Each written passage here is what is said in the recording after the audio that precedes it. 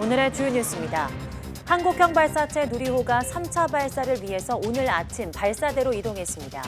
기립과 고정 작업, 최종 점검을 거쳐 문제가 없으면 내일 오후 해질 무렵 우주로 발사됩니다. 2019년 미세먼지 계절관리제가 도입된 이후 꾸준히 감소하던 국내 초미세먼지 농도가 3년 만에 다시 나빠진 것으로 나타났습니다. 대기가 정체되는 날이 많았고 중국발 황사까지 유입됐기 때문으로 보이는데 정부는 코로나19 이후 상황에 알맞은 대기질 개선 방안을 마련할 예정입니다. 지난주 엠폭스 신규 환자가 6명 발생해 누적 확진자는 81명이 됐습니다. 방역당국은 예방접종기관 수를 기존 33개에서 130개로 늘리고 평일 저녁과 토요일 접종이 가능한 기관도 추가로 지정했습니다. 생산 과정에서 발생한 이산화탄소를 포집해서 탄소 배출 우려를 없앤 불로수소 생산기지가 오는 2026년까지 충남 보령의 세계 최대 규모로 조성됩니다. 불로수소 유통과 활용에 이르는 전주기 생태계도 조성될 계획인데 한미 공동투자를 계기로 속도가 붙고 있습니다. 페이스북 모기업 메타 플랫폼이 유럽에서 개인정보보호법 위반을 이유로 우리 돈 1조 7,100억 원의 과징금 폭탄을 맞았습니다.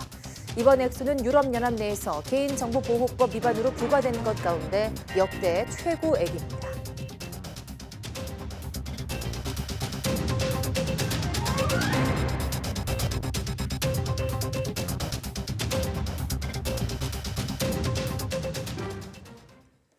네, 여러분 안녕하십니까? 5월 23일 사이언스 투데이 시작합니다. 우리 기술로 만든 한국형 발사체 누리호가 3차 발사를 앞두고 있습니다.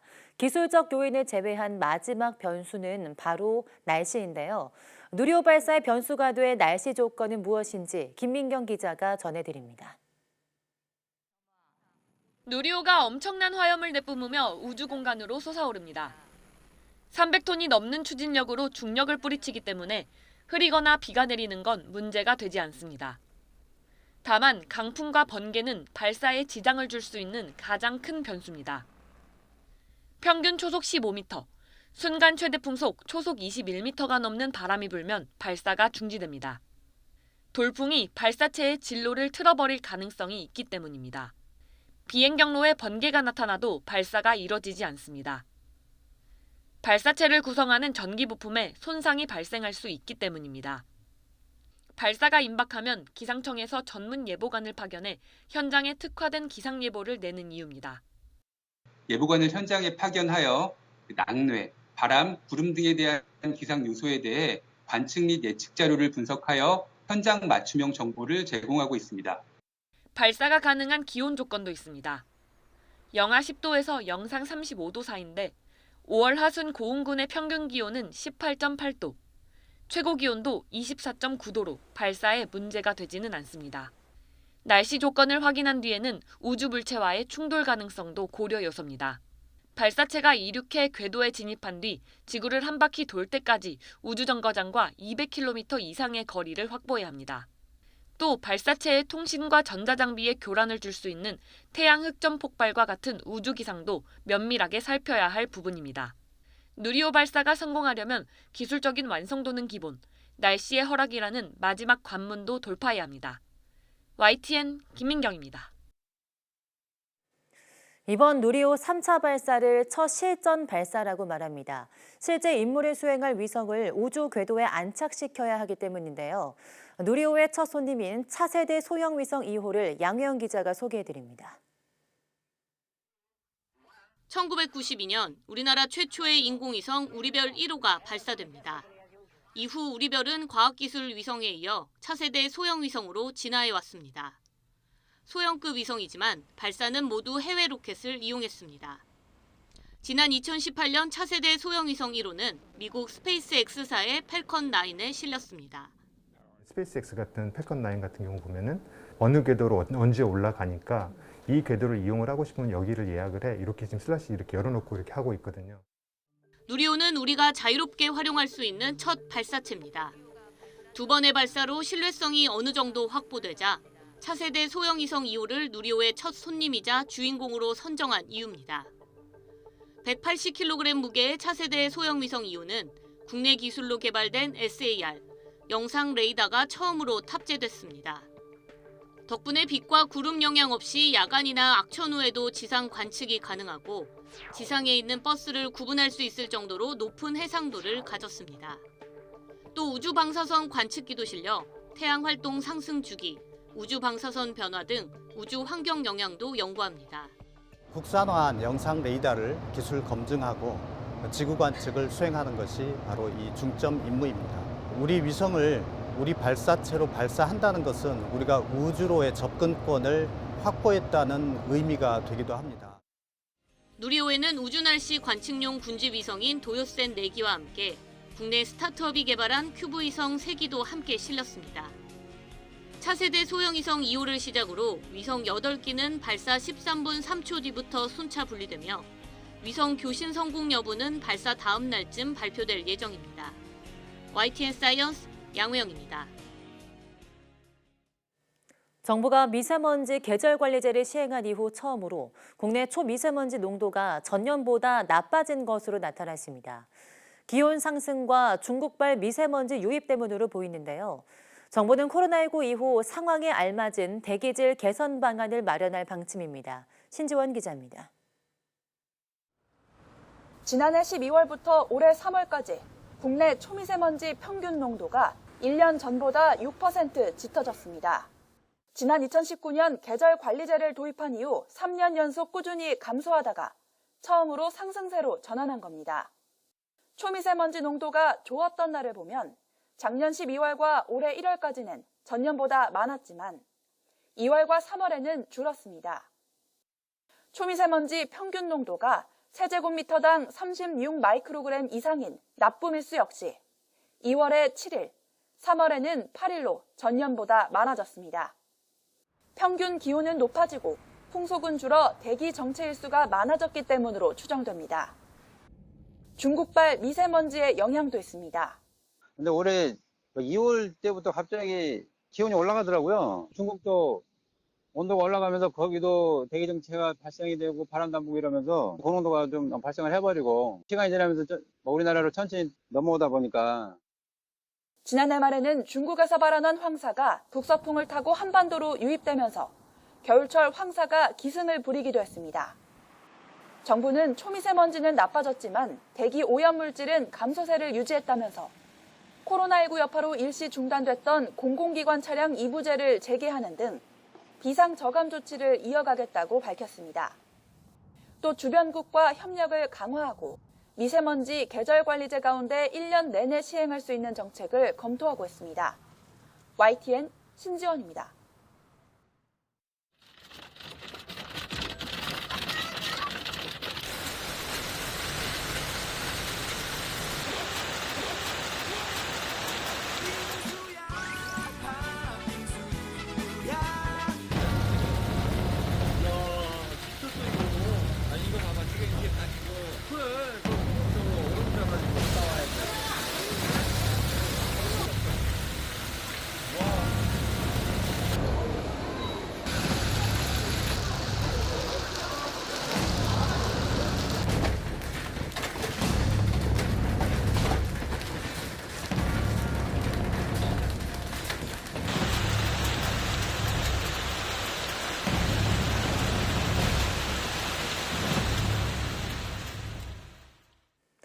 최근 여름 같은 날씨 속에 갑자기 떨어진 우박으로 사람들이 당황하는 모습 보셨는데요. 취재 기자 리포트로 좀 더 자세히 알아보겠습니다.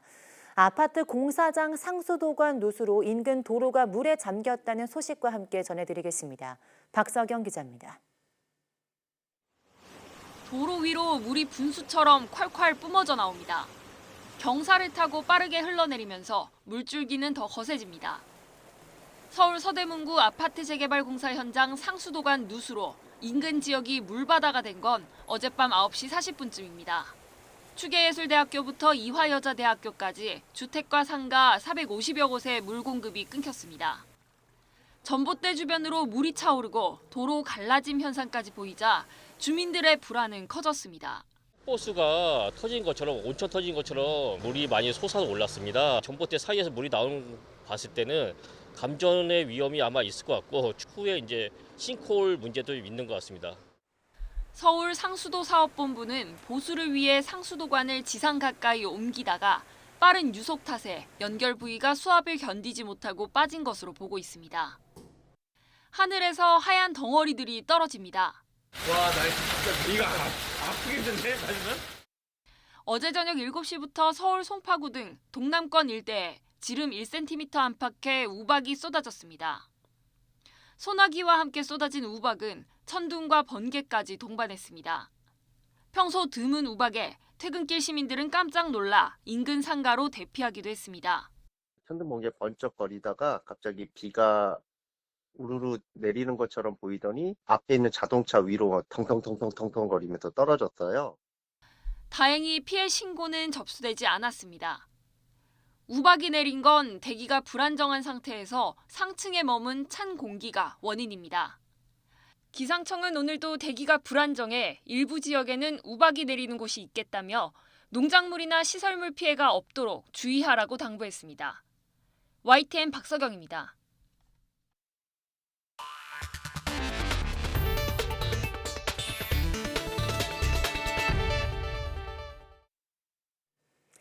후쿠시마 오염수 시찰단이 일본 측과의 기술 회의를 통해서 날짜별 현장 시찰 점검 사항을 확인했다고 밝혔습니다. 유고키 시찰단장을 비롯한 21명의 전문가 시찰단은 어제 오후 1시 반부터 4시간 동안 일본 외무성, 도쿄전력 관계자들과 함께 기술 회의를 진행했습니다. 시찰단은 이번 회의에서 다핵종 제거 설비인 알프스에 대한 설비 배치 및 개통 구성 현황, 방류 전 오염수를 저장하고 핵종을 측정하는 K4 탱크 전반 등 현장 시찰이 필요한 대상 설비와 기기별 점검 사항을 일본 측에 제시했습니다. 또한 기기별 점검 기록과 알프스 전후 농도 분석에 대한 원자료 등 사전 준비가 필요한 자료를 일본 측에 요청했다고 설명했습니다. 시찰단은 오늘 후쿠시마 원전을 방문해서 알프스 내 흡착탑 등 중요 설비는 물론 K4 탱크의 펌프 등 순환기기, 긴급 차단 밸브 등에 대한 현장 점검을 진행할 예정입니다. 지난 4월 윤석열 대통령의 미국 국빈 방문을 계기로 한미 양국 기업이 맺은 여러 업무 협약 중에서 청정수소도 있습니다. 미래 청정에너지로 불리는 블루소 생태계 구축이 어떻게 진행되고 있는지 양희력 기자가 현장을 다녀왔습니다. 충남 보령에 있는 LNG 터미널입니다. 해외에서 들여온 액화 천연가스를 저장했다가 발전소 등에 공급하는 곳입니다. 바로 옆에 세계 최대 규모의 블루수소 생산기지가 2026년 들어설 예정입니다. 액화 천연가스 같은 화석연료를 고온 고압의 수증기와 반응시켜 수소를 추출하는 과정에서 이산화탄소가 배출되는데 이를 포집해 제거한 연료를 블루수소 혹은 청정수소라 부릅니다. 가까운 거리에 LNG를 활용해 연간 25만 톤 청정수소를 생산하겠다는 겁니다. 이렇게 만든 블루수소는 미국의 대표적인 수소기업 플러그파워와 손잡고 국내에 1조 원을 들여 짓게 되는 공장에서 생산하는 수소연료 전지에 공급될 예정입니다. 국내에서 블루수소 생산뿐만 아니고 유통, 활용에 이르는 전 주기 밸류체인에 대한 투자를 함으로써 경제적 파급 효과와 일자리 창출에 기여할 것으로 기대하고 있습니다. 정부나 지자체도 거들고 나섰습니다. 탄소중립 경제 특별도를 선언한 우리 도로서는 SK E&S의 성공적 사업 추진을 위해 적극 지원할 계획입니다. 블루수소 생산 과정에서 포집한 이산화탄소를 어디에 어떻게 처리할지도 관건. HD 한국조선해양은 매립지까지 이산화탄소를 안전하게 운송할 4만 세제곱미터급 대용량 운반선을 세계 최초로 건조합니다. 청정수소를 생산하고 유통하고 처리하는 산업의 각 과정이 이처럼 시동을 건 겁니다. 이는 지난 4월 한미 정상회담이 열렸던 기간에 한국과 미국 기업들 사이에 투자 협력한 사안이기도 합니다. 더 나아가 우리 기업들은 수소기술 상용화에도 박차를 가하고 있습니다. 액화 천연가스와 수소 혼합으로 작동하는 엔진을 국내 최초로 개발한 겁니다. 세계 흐름에 발맞춰 2030년까지 탄소 배출량을 2018년 대비 40% 줄이는 게 정부 목표. 한미 양국 기업의 업무 협약을 계기로 청정수소 개발 속도가 한층 빨라지고 있습니다. YTN 양일혁입니다. 중앙방역대책본부는 지난주 엠폭스 확진 환자가 6명 발생해 누적 81명이 됐다고 밝혔습니다. 추가된 6명은 모두 서울 거주자였고 의심 증상 발생 후 본인이 신고했습니다. 또 최초 증상이 나타나기 전 3주 이내 해외여행 이력이 없거나 관련성이 없어서 국내 감염으로 추정됩니다. 방역당국은 지난 21일 기준 3,637명이 예방접종을 예약하는 등 접종 수요가 증가해 접종기관 수를 33개에서 130개로 대폭 늘렸다고 밝혔습니다. 남아프리카 공화국 수도권 지역에서 콜레라가 발병해 최소 15명이 숨졌다고 현지 매체들이 보도했습니다. 하우탱주 보건당국은 지난 15일부터 설사, 위경련, 메스꺼움 등 콜레라 의심 증세로 95명이 병원을 찾은 가운데 전날까지 3살 아동 1명을 포함해 15명이 숨졌다고 밝혔습니다. 지금까지 사망자를 포함해 적어도 26명이 콜레라 환자로 확인됐으며 37명이 입원 치료를 받고 있습니다.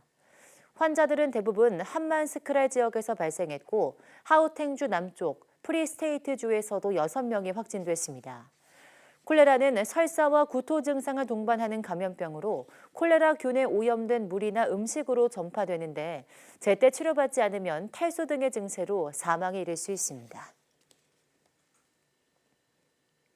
마이크로소프트 공동 창업자 빌 게이츠는 치열해지는 인공지능, AI 기술 개발 경쟁에서 미래 AI 개인 비서를 개발하는 기업이 승자가 될 것이라고 전망했습니다. 게이츠는 현지 시간 20일 골드만삭스와 벤처펀드 SB엔젤이 개최한 행사에서 미래 최고 기업은 개인 디지털 에이전트, 즉 AI 개인 비서를 만드는 회사가 될 것이라며 이같이 말했습니다.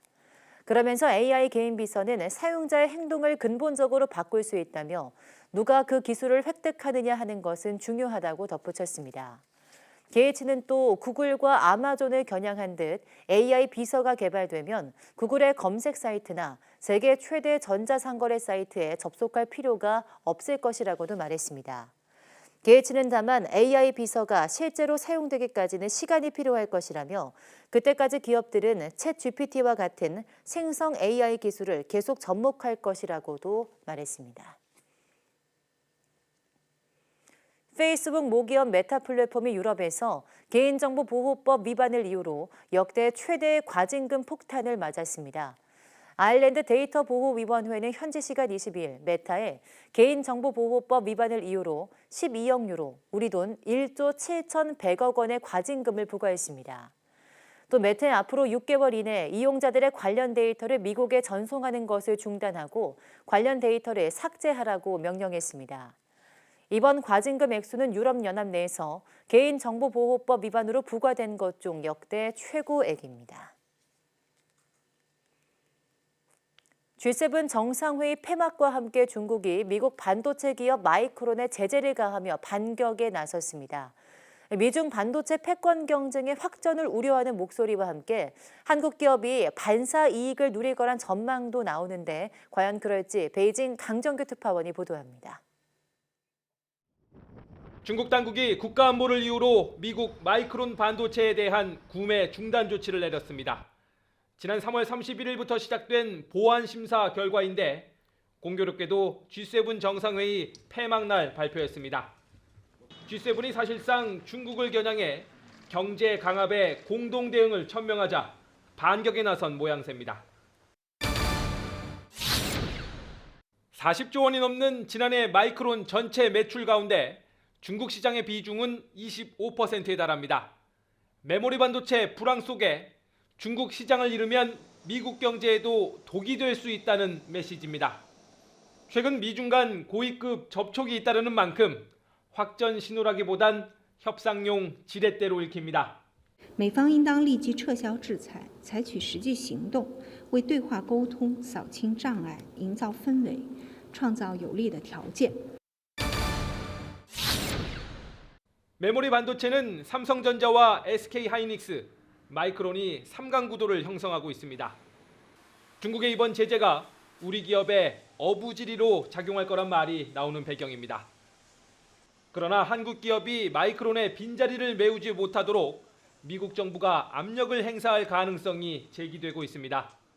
반도체 자급률을 높이려는 중국이 YMTC 같은 자국 업체에 물량을 몰아줄 수도 있어서 한미 간 균열만 드러낼 공산도 큽니다.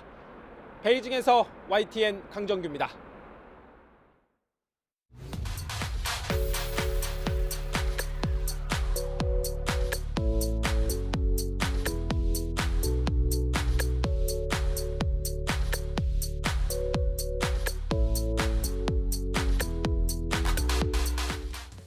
전화벨이 울리면 몇 번씩 고민하고 부재중 전화 메시지를 보면 불안한 경험 해본 적 있으신가요?